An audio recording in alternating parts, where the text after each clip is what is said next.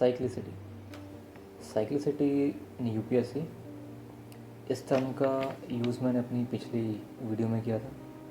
Cyclicity आपका बहुत कुछ डुबा सकती है, जैसे कि आपका पहला अटेम्प्ट, आपके पैसे और आपकी मेहनत और जो आपका फ़र्स्ट टाइम वाला मोटिवेशन होता है वो सब। क्योंकि फ़र्स्ट टाइम में हर एस्पायरेंट इतना मोटिवेटेड होता है कि आप उससे जितनी उसकी लिमिट होती है वो उससे ज़्यादा अपने आप को झोंक सकता है।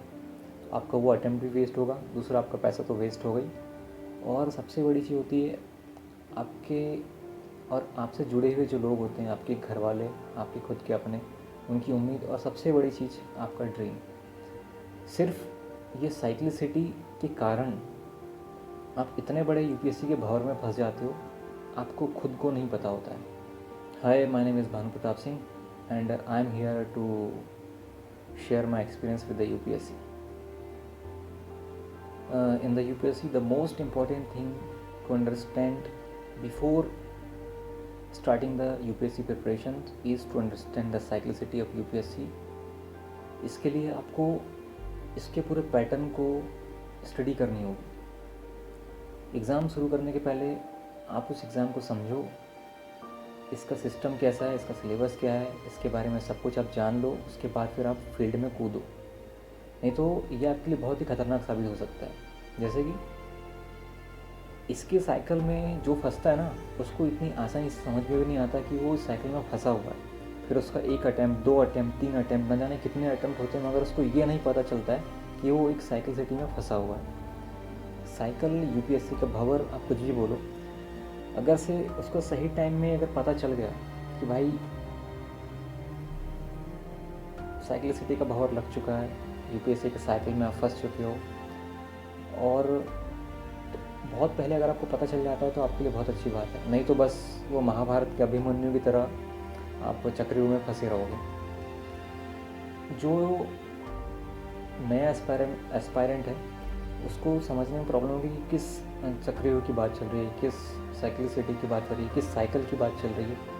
तो और जो पुराने होंगे उनको समझ में आ रहा होगा कि मैं क्या बोल रहा हूँ। तो हम इसको ऐसा समझ सकते हैं कि देखो, यूपीएससी की प्रिपरेशन स्टार्ट करता है हर एस्पायरेंट, तो उसका एक गोल होता है कि इस एग्ज़ाम को क्वालिफाई करने के बाद वो इस पर्टिकुलर पोजीशन में जाएगा, यहाँ काम करेगा। लेकिन उस गोल तक पहुँचने के लिए आपको इस एग्ज़ाम के थ्रू गुज़रना पड़ता है, और ये खुद एग्ज़ाम 3 स्टेजेस में होती है। पहला प्रीलिम्स, मेंस, इंटरव्यू। उसके बाद फिर आपकी लिस्ट आती है, तब आपकी सर्विस एलोकेशन होती है। तो इसमें मेन 3 स्टेजेस होती है। First stage is prelims.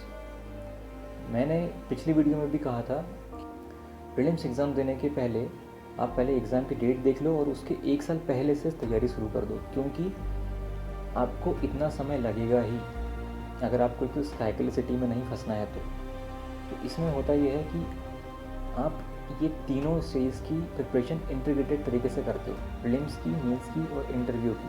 हाँ, थोड़ा बहुत जगह में चेंजेस करने होते हैं, पर वो टाइम के साथ आपको समझ जाते हो कि इस टाइम में हमको स्विच करना है। जैसे कि जनरली एस्पायरेंट स्टार्टिंग में विथ मेंस की तैयारी पूरे अपने जीएस के सब्जेक्ट ख़त्म करते हैं। उसके बाद वो जस्ट प्रीलिम्स के 3 महीने पहले या 4 महीने पहले, या जिसका जैसा कैलिबर होता है उस हिसाब से वो अपनी प्रिपरेशन को स्विच कर देता है।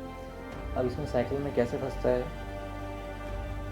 एग्ज़ाम अगर आपने एक कंडीशन मान के चला कि आपने कुछ प्रिपेयर नहीं करा है और जस्ट शुरू करा है प्रीलिम्स के 3 महीने पहले, तो इस बीच में होगा क्या कि आप सिर्फ प्रीलिम्स के लिए पढ़ोगे। प्रीलिम्स में अगर आप निकाल भी लेते हो तो उसका कोई मतलब नहीं होगा, क्योंकि अगर मेंस में कंटेंट डेवलप नहीं होगा तो आप कुछ लिख नहीं पाओगे, और लिख नहीं पाओगे तो मेंस क्वालिफाई होगा ही नहीं। और धोखे से क्वालिफाई हो भी गया तो आपका वो प्रॉपर मार्जिन नहीं आता है कि आप उस लिस्ट में इन हो पाओ। तो मेन प्रॉब्लम क्या आती है कि ये साइक्लिसिटी में लोग फंसते कैसे हैं। तो सबसे मेन उसका कारण होता है प्रोक्रास्टिनेशंस। सिलेबस टाइम पे कंप्लीट नहीं करना, आज नहीं करते कल करना। अगर आज का काम अगर आप कल में डालोगे तो डेफिनेटली वो प्रोक्रास्टिनेट होगा। ये मैं अपने खुद के एक्सपीरियंस से बता रहा हूँ। क्योंकि वो धीरे धीरे धीरे धीरे आपका सब इकट्ठा होते जाता है और फिर लास्ट के टाइम में आपको इतना प्रेशर होता है कि आप ये सोचते हो कि मैं ये अटेम्प्ट को छोड़ दूँ, और या फिर अगर आप कंटिन्यू करके पढ़ते भी हो तो वो अटेम्प्ट आपका वेस्ट वैसे ही चले जाएगा।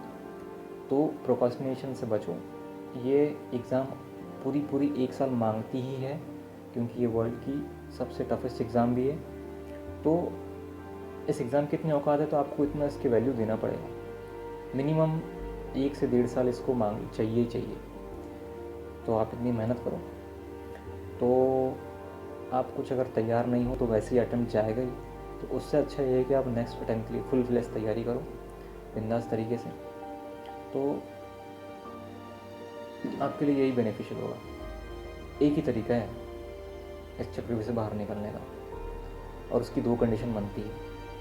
पहली कंडीशन ये है कि अगर आपने फुल फ्लेज थोड़ी तैयारी करके रखी है, तो फिर अगर आपका कॉन्फिडेंस बोल रहा है कि भाई हाँ मेंस भी हो जाएगा, तो सेल कर जाओगे। और अगर आपने कुछ भी तैयारी नहीं करी है, मुश्किल से थोड़ा मोड़ा पढ़ के छोड़ दिया है और जस्ट 2-3 महीने पहले प्रीलिम्स के शुरू करे हो, तो बात मानो, नेक्स्ट अटेम्प्ट के लिए बोलिए, नेक्स्ट अटेम्प्ट के लिए प्लानिंग करो। क्योंकि ये जो साइकिल होता है ना कि साइकिल सिटी ऑफ यूपीएससी, इसमें नहीं फंसोगे। जैसे कि प्रीलिम्स नहीं हुआ, प्रीलिम्स नहीं होगा, उसके बाद में फिर टाइम कम मिलेगा बीच में, तो उस चक्कर में फंस जाओगे, कोई मतलब नहीं है। और एक बार अगर आपको समझ में आ गया कि यार साइक्लिसिटी में फंस गया हूँ, ये मेरी कंडीशन है, ऐसा ये हाल है, और आप अपने आप को समझ पा रहे हो, तो फिर अर्जुन बनते देर नहीं लगेगी। बस इतना ही कहना था। जय हिंद, जय भारत।